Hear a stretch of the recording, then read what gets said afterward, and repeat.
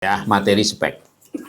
Spek, apa itu spek? Spek adalah karakteristik barang yang padanya dapat memenuhi kebutuhan dan keinginan pengguna barang. Spek itu ada dua fungsi.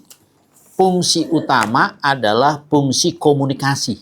Jadi user mengkomunikasikan apa yang dia butuhkan dari user kepada PPK, nanti dari PPK kepada penyedia.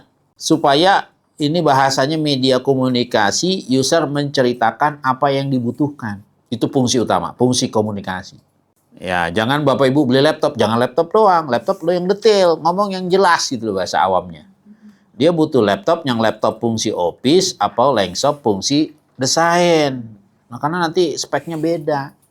Nah, itu namanya fungsi komunikasi.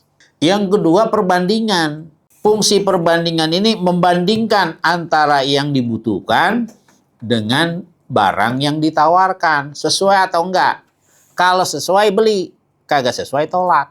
Itu loh bahasa awamnya.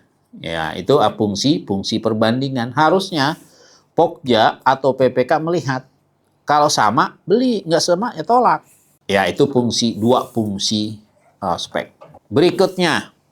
Nah, berikutnya, dalam menyusun spek, PPK harus memperhatikan pertama produk dalam negeri, produk SNI, produk usaha UMKM, usaha mikro dan koperasi, dan memperhatikan produk ramah lingkungan. Nah, tolong hati-hati perhatikan, ini selalu keluar di ujian.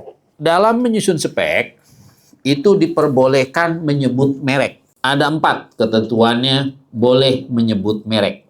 Yang pertama, komponen barang dan jasa. Nah, komponen barang dan jasa itu apa? Di mana yang dipertandingkan itu komponen-komponen barang. Misal, Bapak Ibu ada pekerjaan konstruksi. Nah, dalam pekerjaan konstruksi itu ada komponen material barang. Bapak Ibu boleh nggak nyebutin lantainya pakai keramiknya merek misalnya seperti itu. Ya, atau merek yang lain. Atau pakai granit mereknya atau yang lain, silahkan. Temboknya pakai catnya merek A, merek B, silahkan. Plafonnya pakai merek A, merek B, silahkan. Nah, kira-kira seperti itu. Itu komponen barang dan jasa. Boleh nyebut merek? Boleh. Yang kedua, pengadaan spare part, suku cadang. Jadi kalau Bapak Ibu mau beli spare part, alat kesehatan, alat CT scan mereknya A, bisa nggak ke merek lain? Nggak bisa. Itu spare part boleh menyebut merek. Yang keempat apa? Bagian dari satu sistem yang sudah ada. Ya, bagian dari satu sistem yang sudah ada. Misalnya begini, Bapak Ibu punya pompa air di puskesmas atau di kantor kelurahan. Ternyata pompanya kebakar, meleduk gitu bahasa awamnya. Perlu segera diganti kan? Nggak mungkin, masa ke toilet nggak ada air gitu. Ya perlu segera diganti. Nah, beli ganti merek tipe yang sama. Karena kalau diganti merek lain nanti pipa-pipanya belum tentu cocok. Itu artinya bagian dari satu sistem yang sudah ada.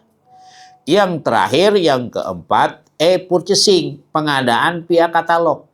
Jadi kalau Bapak mau beli tadi tempat tidur via katalog, boleh nggak nyebut merek? Boleh. Ada 4, boleh nyebut merek.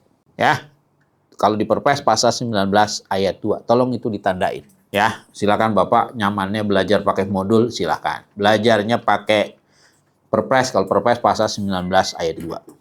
Bapak belajarnya pakai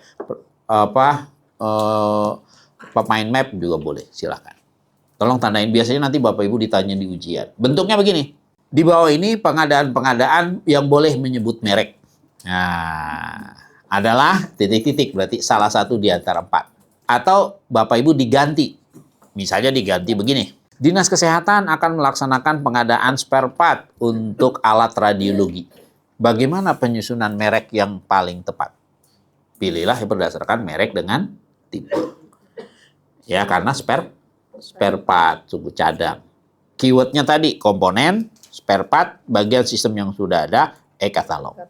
Itu keyword. Ya, tolong nanti diperhatikan. Di ujian pasti Bapak Ibu nanti dapat soal seperti itu.